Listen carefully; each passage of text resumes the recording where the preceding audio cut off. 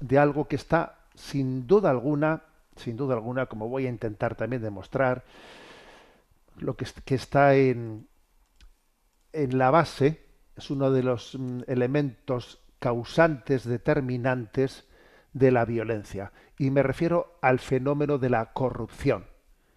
Voy a hablar un poco del fenómeno de la corrupción en España, porque también hoy es un día tremendo, ¿no? En los medios de comunicación españoles pues tenemos servidas muchísimas noticias, ¿no?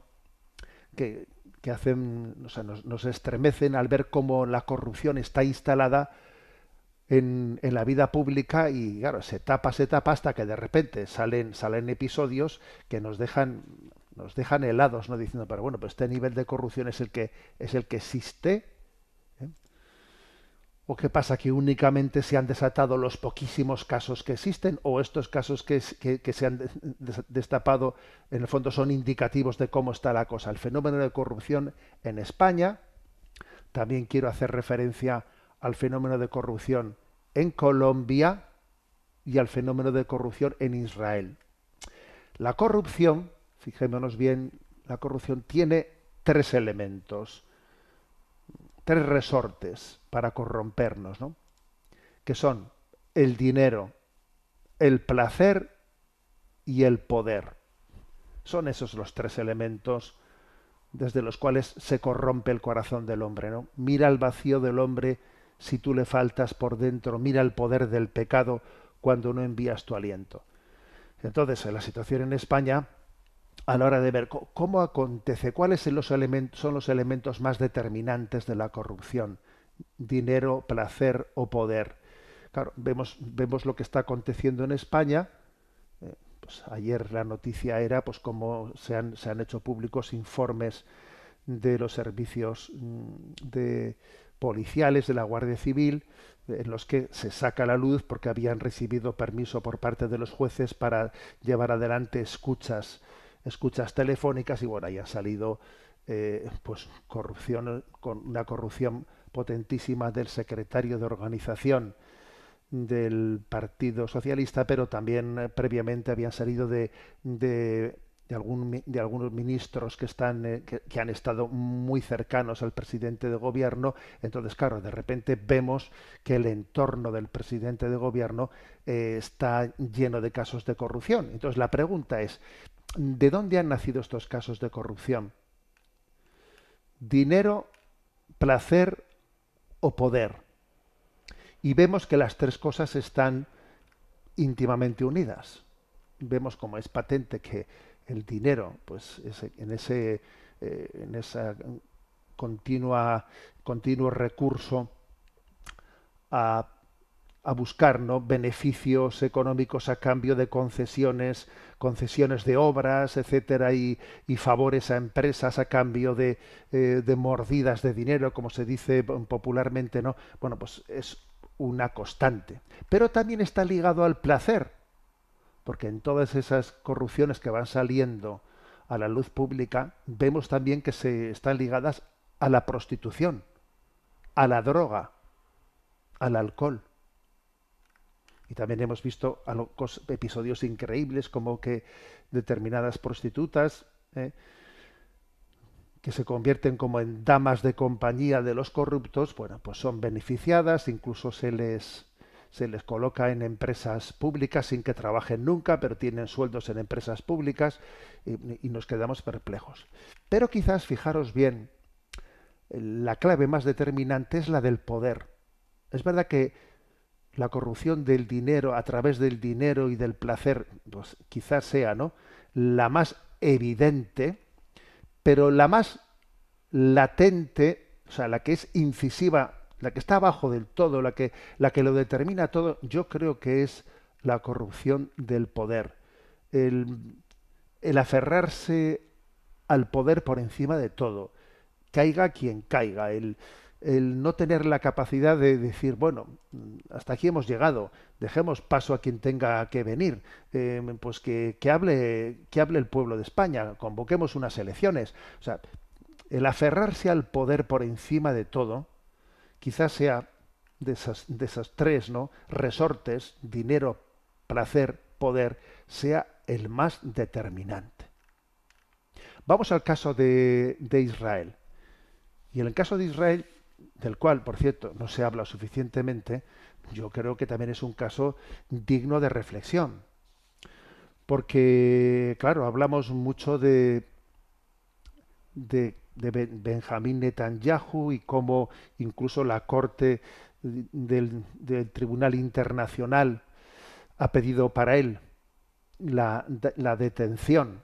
Hay una orden internacional de detención de Benjamín Netanyahu y también al mismo tiempo otra orden de detención de búsqueda y detención de los responsables de Hamás, pues por crímenes de guerra, ¿no? Esas órdenes están dadas por tribunales internacionales. Pero quizás de lo que no se habla tanto es de que como cuando estalla, ¿no? Hace ya año y medio, eh, pues aquel ataque, ¿no? Aquel ataque de cruel, inhumano de Hamás que entran aprovechando pues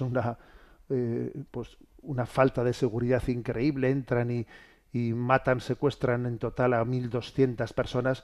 Cuando comienza, ¿no? En ese momento una guerra abierta que lleva ya pues más de 60.000 palestinos muertos en los bombardeos, niños, mujeres, etcétera. Claro, algo que es importante subrayar es que Benjamín Netanyahu, él estaba en una situación en Israel a punto de sentarse en el banquillo por 3 casos de corrupción. Se les llama, ¿no?, popularmente conocidos como los casos 1000, 2000 y 4000. Son 3 casos judiciales.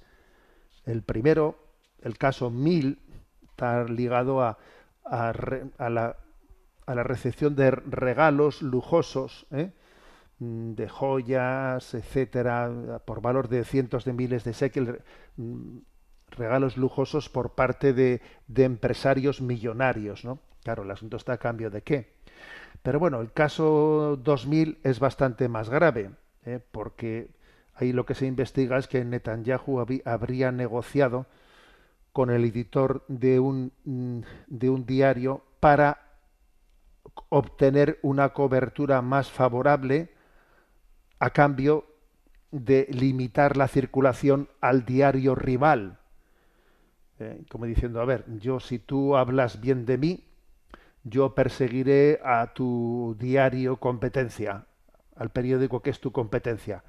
Y el tercer caso, que es el más grave, el que llaman caso 4000, bueno, pues es un caso en el que Netanyahu tiene que sentarse en el banquillo porque como primer ministro había favorecido a un grupo de telecomunicaciones, económicamente le había favorecido a cambio de una cobertura positiva de las noticias, diciendo tú hablas bien de mí y yo económicamente te doy subvenciones. Entonces, claro, Netanyahu estaba a puntito de sentarse en el banquillo y con indicios, vamos, bastante sostenidos de escuchas, de cosas, y si no hubiese sido por la guerra, probablemente estaría en la cárcel.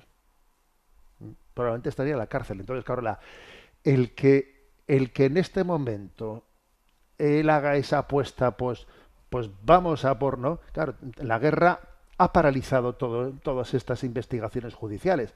Todos los procesos judiciales han sido paralizados. Entonces, cuando alguien sabe que le espera el banquillo o la cárcel y sabe que si sigue adelante con la guerra todo eso queda olvidado, pues que eso es un peligro tremendo. Con lo cual, con lo cual dice uno, entonces, de esa tríada dinero, placer, poder, ¿cuál es, cuál es la más peligrosa? Pues yo diría que el poder, que el poder.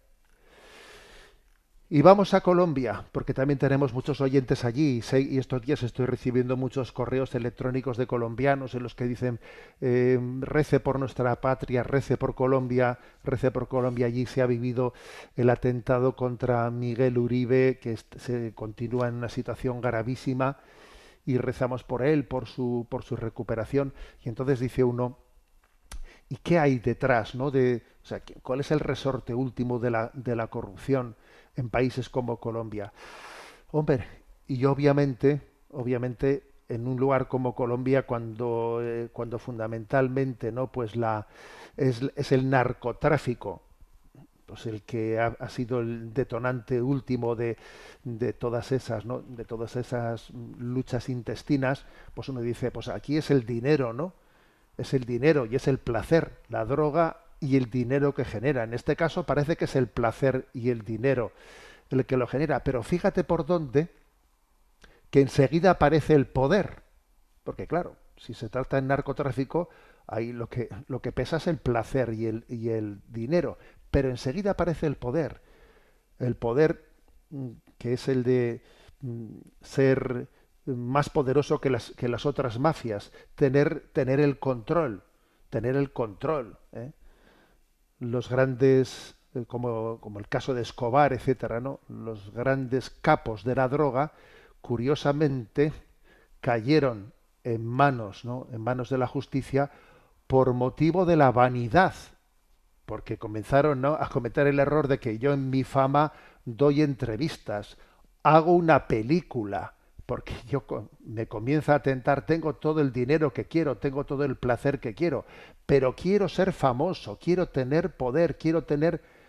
Y, y curiosamente en los cárteles de la droga, al final el poder, la fama, acaba siendo también verdaderamente dirimente. ¿Quién es el que tiene el control último? ¿Quién tiene el poder, no? Bueno, pues volvemos a la secuencia de Pentecostés. Mira el vacío del hombre si tú le faltas por dentro. Mira el poder del pecado cuando no envías tu aliento. Frente a esta tríada, dinero, placer, poder, nosotros optamos por los valores evangélicos, que son pobreza evangélica, la cruz, el sacrificio y la humildad. Esa es la triple respuesta a esa tríada de la corrupción. La pobreza evangélica, la austeridad de vida, el sacrificio, la renuncia frente al placer y la humildad y el abajamiento frente a la tentación del poder. Es la única manera de cambiar el mundo, señores. Eso es desarmar los corazones, con esa expresión del Papa León XIV. Todo lo demás es yo y yo y yo. Vamos adelante en